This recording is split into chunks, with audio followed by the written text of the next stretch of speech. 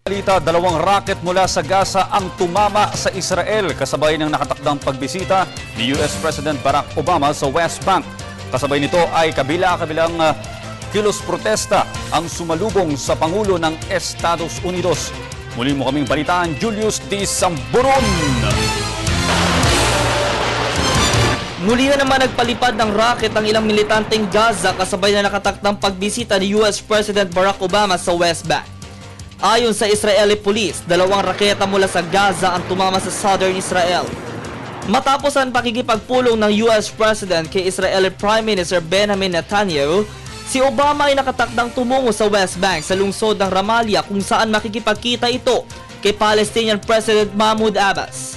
Sa nasabing pagpupulong, muling sinelyuhan ng dalawang lider ang kanilang commitment sa pagkakaroon ng two-state solution para sa kapayapaan sa Middle East.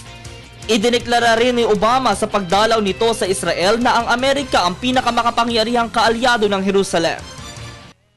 May ilang Palestinians pa ring dismayado kay Obama, kaya't ang pagbisita nito sa Israel at Palestine ay sinabayan ng kaliwat kanang kilos protesta.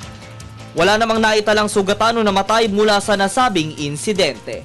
Para sa Telebisyon ng Bayan, Julius D. Samburon.